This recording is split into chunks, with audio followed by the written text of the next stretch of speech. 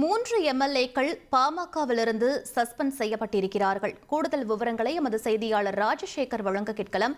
வணக்கம் ராஜசேகர், உங்களுடைய தகவல் என்ன பதிவு பண்ணுங்க. நிச்சயமாங்க.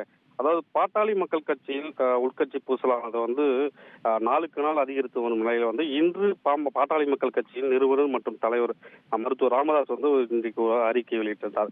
அந்த அறிக்கையில் பாத்தீங்கன்னா எந்த ஒரு உத்தரவும் இல்லாமல் முடிவை கட்சி சார்பாக சட்டமன்ற உறுப்பினர்களே கட்சியின் விதிகளை அடிப்படையில் தன்னிச்சையாக செயல்படுவதாக கூறி ஒழுங்கிணை நடவடிக்கை எடுப்பதாக கூறி சமீப காலத்தில் பாட்டாளி மக்கள் கட்சியின் 3 சட்டமன்ற உறுப்பினர், அதாவது சிவகுமார், சதாசிவம், வெங்கடேசன் ஆகிய மூவரும் கட்சியின் கட்டுப்பாட்டை மீறி செய்து வருவதாகவும் ஜி.கே. மணி, அதாவது அந்த கட்சியின் கௌரவ தலைவர் ஜி.கே. மணி அவர் மூலமாக இந்த தலைமைக்கு கொண்டு வரப்பட்டது இந்த நிகழ்வு.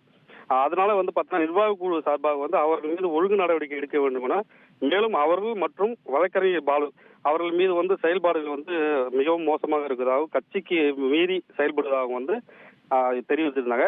இந்த நிலையில் பார்த்தீங்கன்னா ராமதாஸ் இன்று ஒரு அறிக்கை வெளியிட்டிருக்காங்க. அந்த அறிக்கையில் பார்த்தீங்கன்னா முழுமையான ஒழுங்கு நடவடிக்கை முன் விசாரணைக்கு அவர்கள் ஆஜராக வேண்டும். அதாவது கட்சி ரீதியாக ஆஜராக வேண்டும். அவர்கள் கட்சிக்கு விரோதமாக செயல்படுவதாக கூறி அந்த மூவரையும் தற்பொழுது தற்காலிக இடைநீக்கம் செய்துள்ளாங்க.